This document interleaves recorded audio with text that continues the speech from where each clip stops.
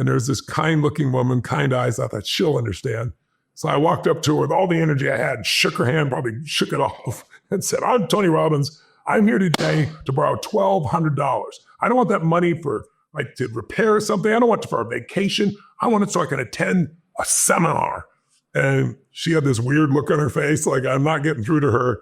And she said, okay, young man, well, let me see your application, settle down. And she goes, I appreciate your intensity and passion. And so she's reading it and she sees my address is on Citrus Avenue. It's a commercial street that goes through 4 cities. There's no apartments on it.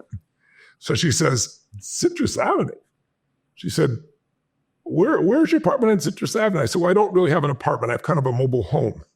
She said, a mobile home?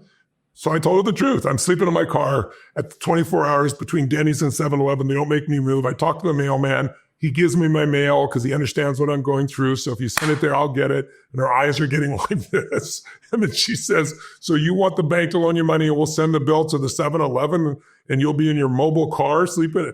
She goes, and then she goes, and you're 17 years old. I said, what does that matter? She goes, you can't sign a contract till you're 18. I said, I'll be 18 soon. She said, how soon? I said, how soon do I have to be 18? I said, I'll be 18 in 2 weeks. She goes, well, you probably that. I just don't think the bank's going to loan it to you. I was like, no, you understand. I got to do this. I got even more passionate. And she said, listen. And she looked at me and she said, you're serious about this, aren't you? I said, as serious as a heart attack. I'm going to use everything I learned. I'm going to do all these things. And she said, I've never met anybody quite like you. She said, if you look me in the eye and swear to me, I will never have to come looking for you because I'm not going to 7-Eleven or Denny's. I will do everything I can to get the bank to help you. But if they won't, I'll loan you the money. But you better take this seriously. And I like jumped across the desk and kissed her. She wasn't ready for that stuff. And I said, I always tell people you gave my start. And that's why I've always told the story.